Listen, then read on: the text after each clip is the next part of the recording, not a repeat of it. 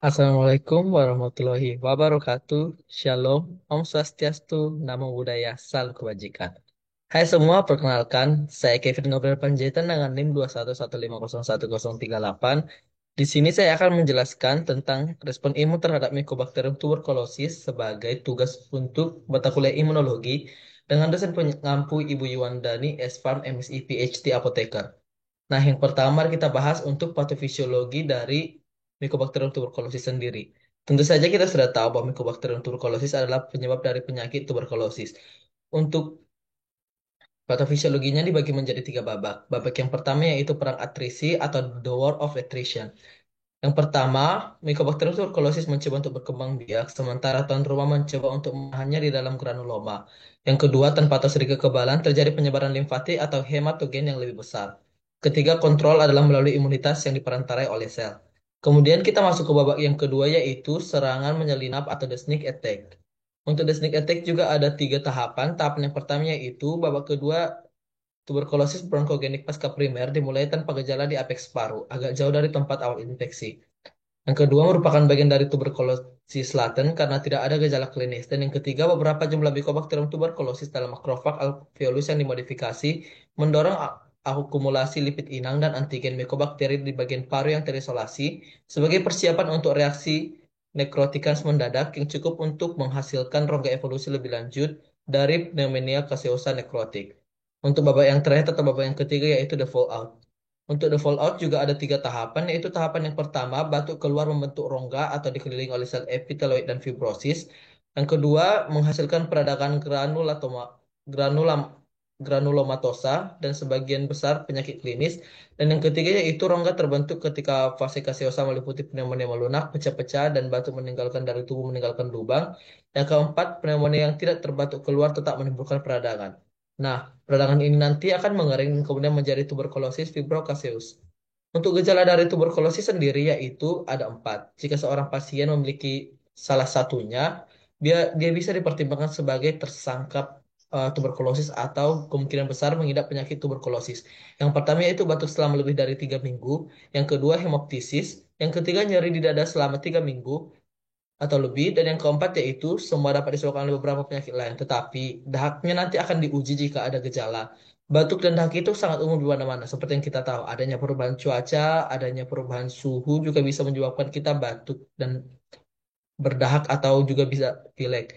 Sebagian besar disebabkan oleh infeksi saluran pernapasan akut dan hanya berlangsung 1 atau 2 minggu. Kemudian sekarang kita masuk ke dalam sistem imun.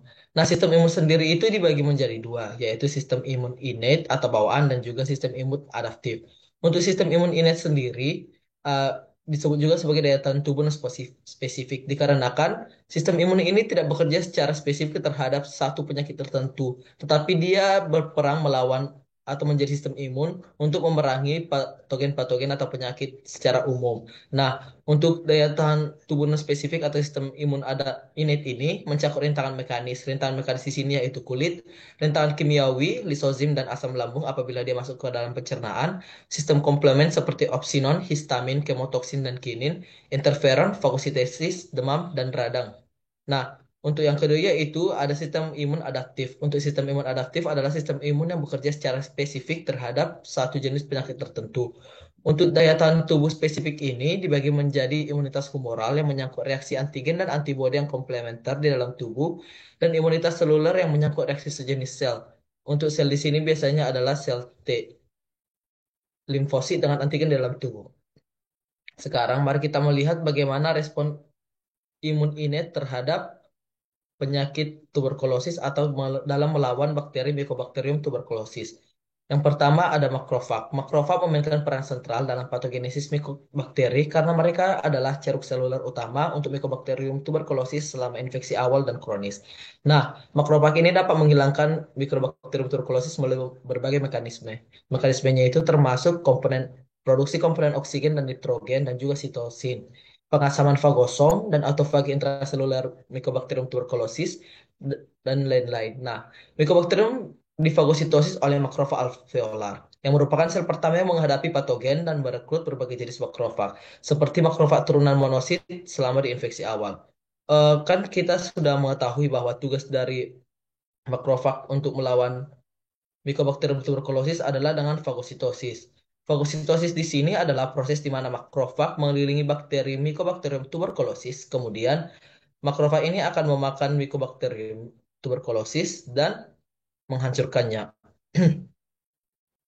Eh, dengan adanya makrofag, maka infeksi dari Mycobacterium tuberculosis juga bisa dihalangi. Untuk reseptor dari makrofag itu ada TLR124 dan TLR789, di mana TLR ini juga disebut sebagai toll-like receptor. Nah, yang kedua untuk sistem imun innate, ada sel dendritik atau biasa disebut dendritic cell. Dendritic cell ini memainkan peran sentral dalam presentasi antigen Mycobacterium tuberculosis dan sangat penting dalam menjembatani imunitas bawaan dan adaptif.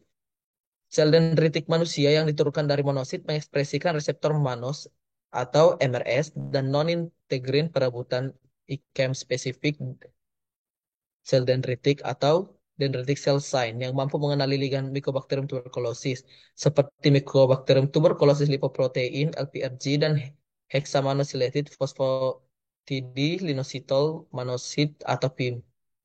Sel dendritik paru-paru manusia yang baru diisolasi mengekspresikan disease dan bahan turunan Mycobacterium tuberculosis yang terdeteksi dalam sel CD14 HLA-DR positif disease di kelenjar getah bening atau nodus limfa dari pasien tuberkulosis menunjukkan bahwa dendritic cell akan memasukkan Mycobacterium tuberculosis dengan mediasi sign di dendritic cell yang dapat mempengaruhi persistensi patogen dan kekebalan dari inang itu. Untuk tugas yang dilakukan oleh sel dendritik yaitu autofagi. Dengan hostnya ada NOD1, NOD2, NLRP3, NLRC4. Dan reseptor ini disebut dengan not-like receptor. Autofagi adalah cara tubuh membersihkan sel yang rusak dengan meregenerasi sel yang lebih baru dan yang lebih sehat. Nah, untuk ketahanan innate yang ketiga ada neutrofil. Neutrofil merupakan bagian dari sel darah putih atau leukosit. Neutrofil ini adalah sel pertama yang menginfiltrasi paru-paru setelah infeksi Mycobacterium tuberculosis dan merupakan jenis sel yang paling banyak muncul pada bilas bronkoalveolar dan sputum pasien tuberkulosis paru aktif. Sel-sel ini memainkan peran yang sangat kompleks dalam patologi tuberkulosis. Rekrutmen mereka ke paru-paru dan peran patologisnya diatur oleh berbagai sitokin dan kemokin. Alarmin seperti protein S100A8 dan protein S100A9 dan miRNA yang diekspresikan secara intrinsik seperti MIR223. Faktor-faktor yang dilepaskan oleh neutrofil selama semburan pernafasan seperti elastase, kolagenase, mieloperoksidase, dan tanpa pandang bulu akan merusak sel bakteri. Di sini adalah sel bakterinya itu Mycobacterium tuberculosis dan juga sel inang. Nah, dengan demikian, neutrofil merupakan populasi kuat sel efektor yang dapat memediasi aktivitas antimikobakteri dan imunopatologi selama infeksi Mycobacterium tuberculosis. Untuk reseptor dari neutrofil nanti akan sama dengan em, reseptor dari natural killer cell atau biasa kita dengan sel NK, yaitu reseptor C-type lectin receptor yang terdiri dari MR, D-cysteine, Minkel, lectin 1 to 3, CLLK, and DCIR. Nah, untuk kerja dari neutrofil ini adalah apoptosis. Apoptosis itu merupakan sel mati karena cedera atau melakukan bunuh diri, yaitu untuk membuang sel yang tak dibutuhkan oleh tubuh. Sel cedera di sini maksudnya adalah setelah nanti neutrofil itu bertarung melawan Mycobacterium tuberculosis, kan bisa jadi neutrofil juga akan jadi mati. Nah, setelah mati ini mereka akan mengalami apoptosis, yaitu dia akan dikeluarkan dari tubuh karena sel yang sudah mati tidak diperlukan lagi dalam tubuh. Nah, untuk yang terakhir dari respon imun innate atau bawaannya itu sel pembunuh alami atau natural killer cell. Biasa kita sebut dengan NK cell atau sel NK. Sel NK adalah limfosit bawaan granular yang memiliki kapasitas sitolitik yang kuat. Sel NK bertindak lebih awal selama infeksi dan tidak dibatasi oleh MHC. Berbagai komponen dinding sel Mycobacterium tuberculosis seperti asam mikolat adalah ligan langsung untuk reseptor sitotoksisitas alami atau NCR, NKP44 pada sel NK. Nah, sel yang diisolasi dari donor sehat dapat melisiskan monosit yang terinfeksi dan mengurangi pertumbuhan intraselular Mycobacterium tuberculosis.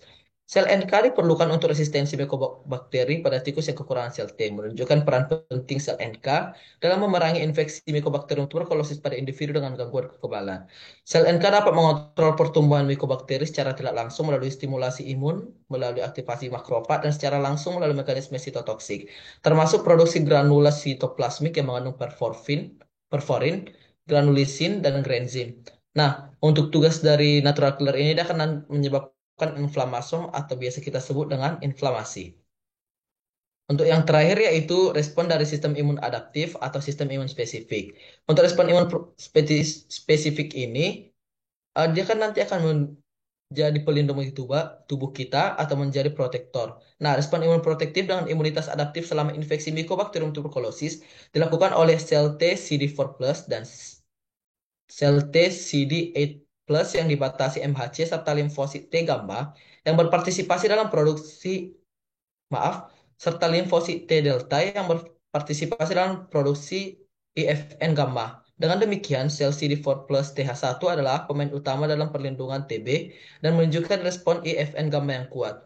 Dibandingkan dengan sel T CD8 plus pada pasien infeksi mikobakteri, selain itu, penipisan sel T CD4+ pada infeksi Mycobacterium tuberculosis memuncak pada kemotaksis yang tertunda dari sel T CD8+ teraktivasi dari kelenjar getah bening atau nodus limfa yang mengakibatkan gangguan perlindungan kekebalan. Selama infeksi Mycobacterium tuberculosis, sel T CD4+ dapat berdiferensiasi menjadi beberapa subtipe.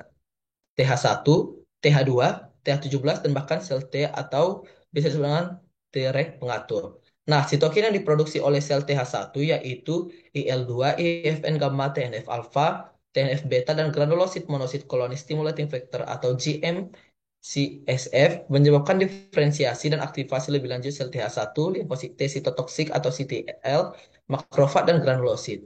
Nah, di sisi lain, sitokin TH2 termasuk IL-4, IL-5, IL-6, IL-9, dan IL-13 menyebabkan aktivasi dan stimulasi dari sel B yang memberikan respon antibodi. Selain itu, sitokin TH2 menekan respon imun terkait TH1 yang memediasi respon imun non-protektif terhadap tuberkulosis. Sel TH17 berperan pada fase awal respon inflamasi dengan memproduksi sitokin spesifik seperti IL-17F, IL-21, dan IL-22. Sitokin ini terlibat dalam produksi defensin serta perekrutan sel inflamasi seperti neutrofil dan monosit ke tempat infeksi.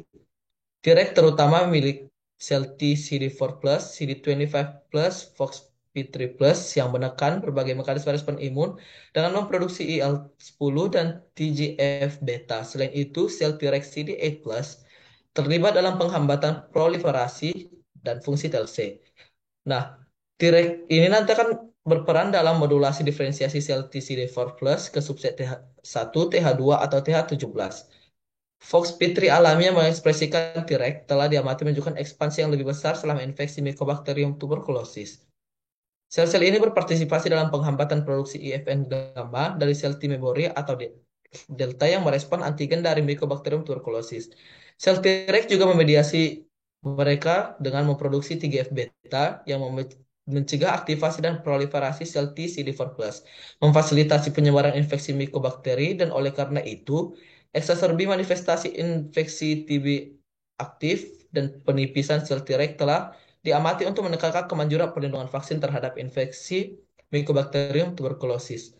Nah, untuk daftar pustaka yang saya gunakan, ada dari buku Mikrobiologi Medis karya Bapak Iriantoka, ada jurnal Crosstalk Between the Immune System and Tuberculosis Pathogenesis oleh Javan dan kawan-kawan, jurnal Innate Immunity in Tuberculosis oleh Liu dan kawan-kawan, dan Pathophysiology of Tuberculosis oleh Sarma dan Sarkar. Demikian penjelasan saya tentang respon imun terhadap Mycobacterium tuberculosis. Semoga apa yang saya jelaskan bisa dimengerti oleh teman-teman sekalian dan dapat berguna bagi kehidupan kita sehari-hari. Sekian dan terima kasih. Assalamualaikum warahmatullahi wabarakatuh. Shalom, Om Swastiastu, Namo Buddhaya, Salam Kebajikan.